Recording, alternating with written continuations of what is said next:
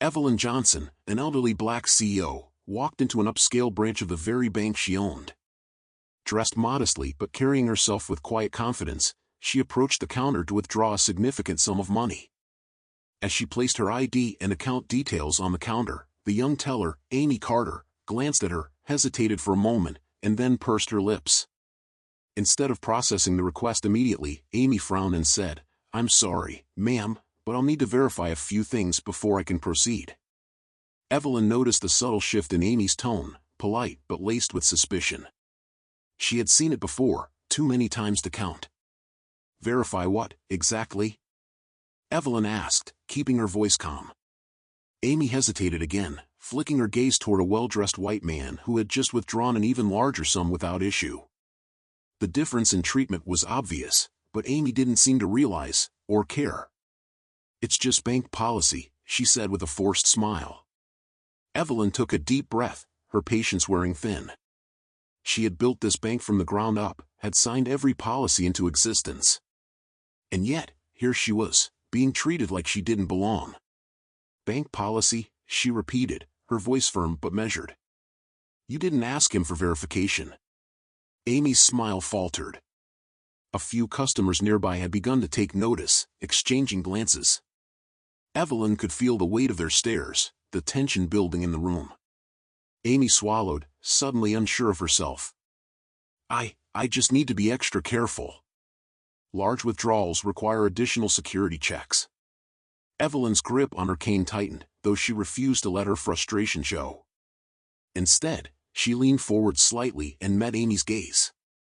"Young lady, do you know who I am?" she asked, her voice low but commanding. Amy blinked, her confidence crumbling. She glanced at Evelyn's account information again, and as realization dawned, her face turned pale. The CEO. The owner of the very institution she had just attempted to humiliate.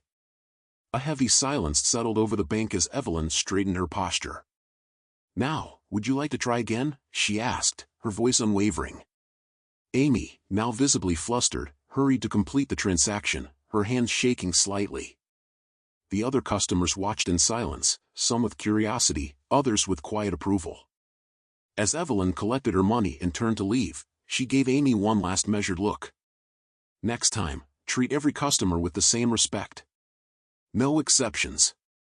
She walked out of the bank with her head held high, leaving Amy to grapple with the weight of her mistake. Evelyn Johnson stepped into the bank with the quiet confidence of someone who had spent a lifetime carving her own path. She was dressed in an elegant navy blue suit, her silver-streaked curls neatly pinned back, exuding the kind of authority that should have made her instantly recognizable. But as she approached the teller, she saw it, the flicker of doubt in the young woman's eyes. The hesitation. The subtle tightening of her shoulders. Amy, the teller, forced a tight smile. "How can I help you today, ma'am?" she asked, her fingers hovering over the keyboard. Evelyn placed her checkbook on the counter and slid it forward with a steady hand. "I'd like to make a withdrawal." Amy took the check hesitantly, her eyes darting across the numbers. It was a large sum, but not an unusual one for someone of Evelyn's status. Yet the young woman hesitated. Her gaze flickered from the check to Evelyn, and then, almost imperceptibly, toward her manager's desk in the back. Evelyn had seen this play out too many times before. She knew the script. Amy cleared her throat. "I'll need to verify some information before proceeding."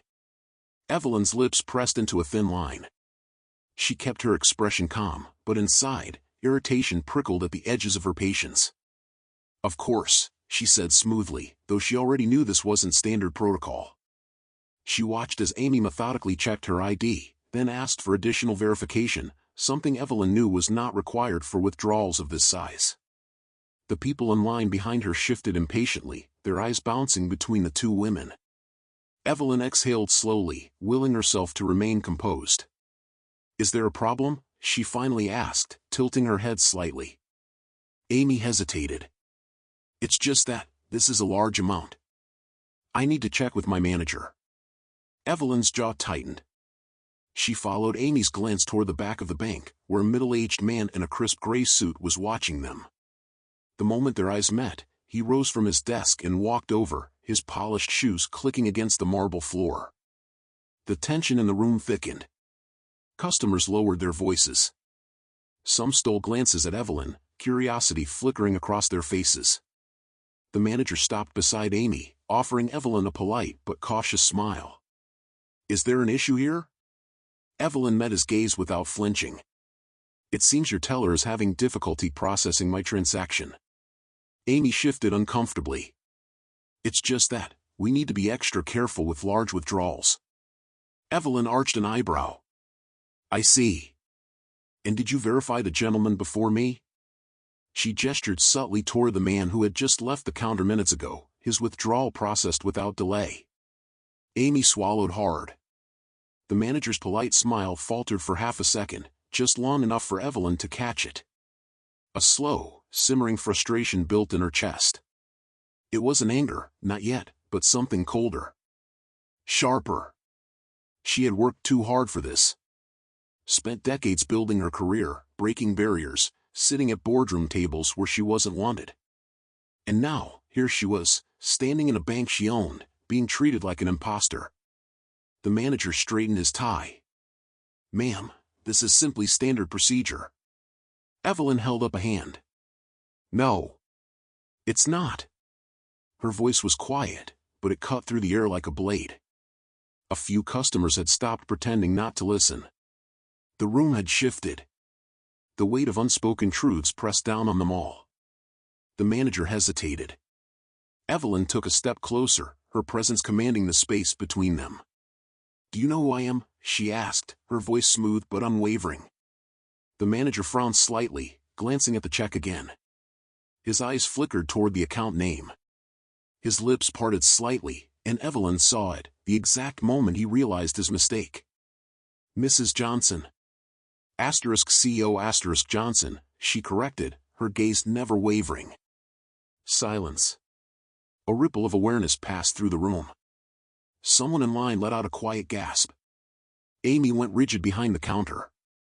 The manager looked as though he had just swallowed something sour. Evelyn let the moment stretch, making sure they all felt it, the weight of their assumption. The quiet but undeniable truth. Then, slowly, she extended her hand. "Now," she said, her voice even but firm, "if you're finished questioning me, I'd like my money." Amy scrambled to count the cash, her hands shaking slightly as she placed it into an envelope.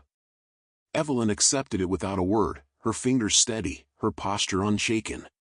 She turned to the manager, her expression unreadable. "This isn't just about me," she said, her voice softer now, but no less powerful. "It's about the way you see people. The way you assume. I suggest you change it." And with that, she turned and walked out, leaving behind a bank full of wide-eyed employees, stunned customers, and a mistake they would not soon forget. Evelyn Johnson stood tall, her back straight despite the heavy weight of indignation pressing against her chest. Her sharp gaze swept across the room, taking in the uncomfortable glances of bank patrons who either looked away or exchanged nervous glances among themselves. The air in the bank felt thick, charged with the tension of an unfolding confrontation. Across from her, the bank manager, Mr. Reynolds, cleared his throat, his discomfort barely masked by a thin layer of professional detachment.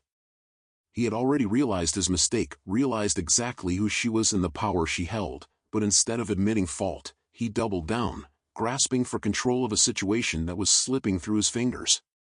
"Mrs. Johnson," he said, his voice strained, "if you refuse to cooperate, I'm afraid we will have to ask you to leave the premises."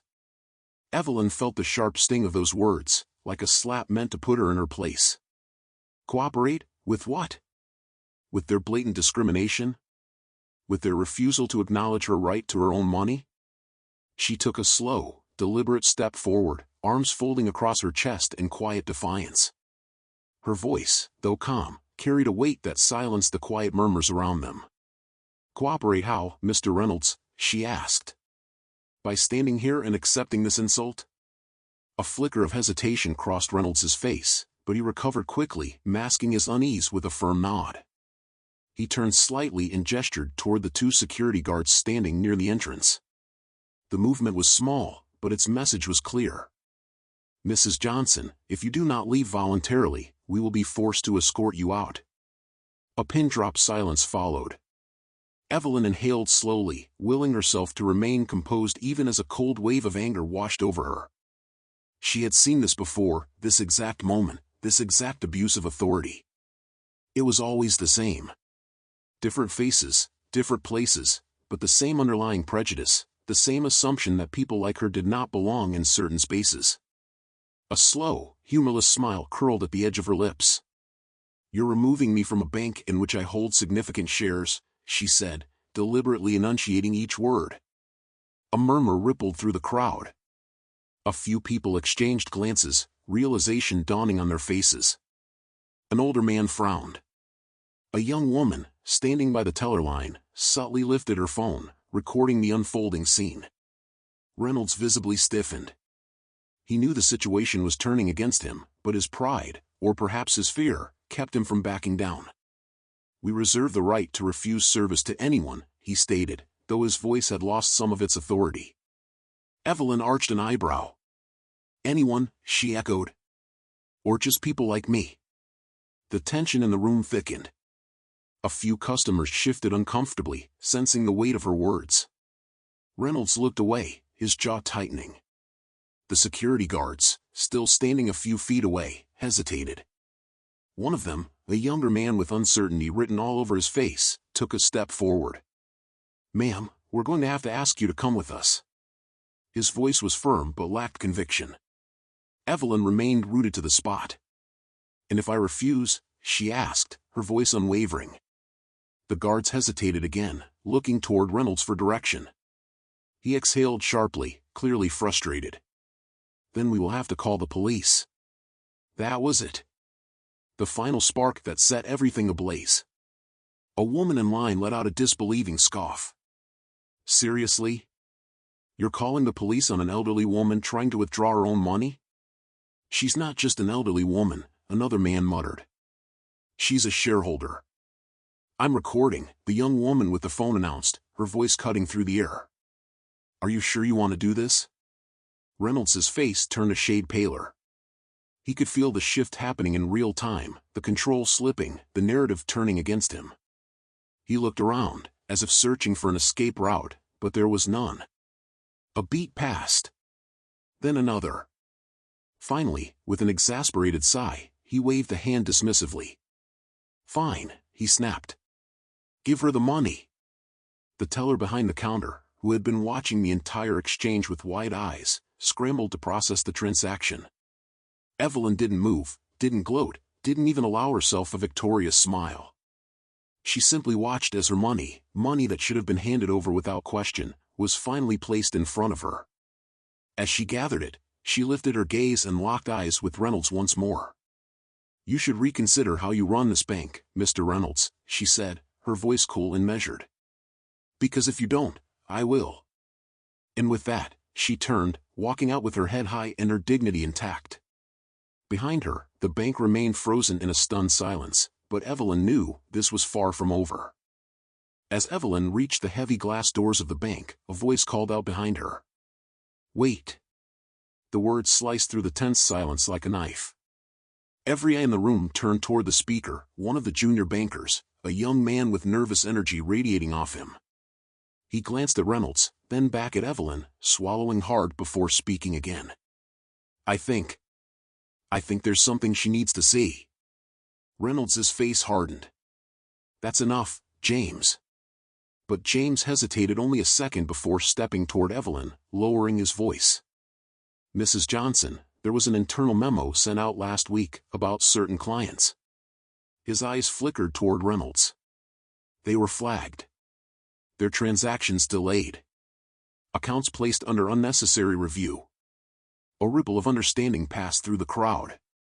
Evelyn's jaw tightened, her fingers clenching around her handbag. "And let me guess," she said slowly, "these certain clients all look a little like me, don't they?" James hesitated, then nodded. A low murmur spread through the bank. Evelyn turned to Reynolds, her gaze piercing. "Care to explain?" Reynolds's face was stone, but a flicker of unease passed through his eyes. "That memo is confidential." James straightened his shoulders. "Not anymore." And just like that, the truth, carefully hidden behind corporate policies and polite excuses, came tumbling into the light. The fallout was swift and relentless. Within hours, the incident had spread like wildfire, far beyond the glass walls of the bank. News outlets picked up the story, and social media exploded with outrage. People from all walks of life, customers, employees, civil rights activists, demanded accountability. The bank's name was plastered across headlines, but not for its financial success. Instead, it was now synonymous with discrimination and injustice.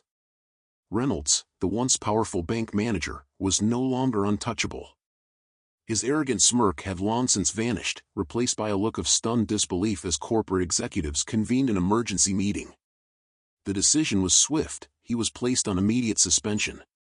Security officers, the same ones who had escorted Evelyn out just hours before, now walked him through the lobby in front of stunned employees. Whispers filled the air as he passed, his fall from grace on full display. The weight of his actions had finally caught up to him, and there was nowhere to hide. Meanwhile, Evelyn refused to be silenced. She took legal action against the bank, determined to hold them accountable not just for herself, but for every individual who had ever faced discrimination within its walls. Advocacy groups rallied behind her, their voices amplifying her fight. Protests formed outside the bank's headquarters, signs demanding justice held high. Under mounting pressure, the bank's executives scrambled to control the damage. A public statement was issued, an apology, carefully worded and rehearsed. But words weren't enough. Real change was demanded, and this time, it could not be ignored. The bank was forced to overhaul its policies, implement mandatory diversity training, and conduct a full review of past discriminatory practices. Evelyn had set something in motion that could not be undone. As she walked past the towering building one last time, she felt no need for their apology. She had won something far greater, justice. She had turned her pain into power, her humiliation into a movement. No longer just a customer, she was now a symbol of resistance, a voice for those who had been silenced. And as she stepped forward into the future, she knew that no one would ever be treated the way she had, because she had made sure of it.